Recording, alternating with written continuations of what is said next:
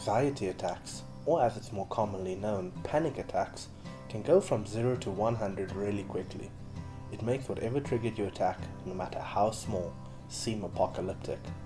Some people have even likened these anxiety attacks to drowning. You're sinking, gasping for air. Everything is just dark, and getting darker by the second. There are many techniques that can help you to better handle these attacks, and today we'll be covering one of them: grounding.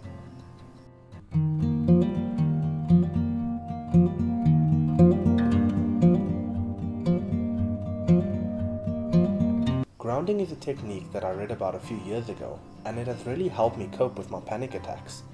Grounding, or the 5-4-3-2-1 method, you'll see why it's called that soon, is used as an anchor point. When you feel an incoming attack, or even if you're already right in the middle of one, this method can be used to center yourself, to bring you back to the present moment by focusing on the here and now instead of worrying about the past or the future. With grounding, there are 5 simple things that you need to find when you start panicking.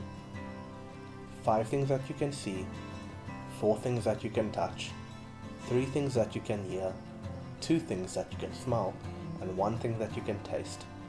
The secret to make this technique really work for you is to strain your senses when you're doing them. Try to look at the finest details that you can find when you're searching for the 5 things that you can see. When touching the 4 things, try to feel everything. Feel every bump on your bare skin. Feel the softness of every strand of your hair. Feel the coarse, jagged edges of a small rock. When listening for your 3 things, don't always go for the most obvious sounds. Try to listen for sounds that are barely audible. Maybe you can hear the hum of a computer in another room if you listen hard enough, or maybe a small bird chirping just down the street. Find 2 things that you can smell and identify what they are. Try to sense every fragrant note. And finally, when you find something to taste, try to savor everything. Imagine yourself as one of those high-class chefs and try to taste every ingredient that went into whatever you're tasting.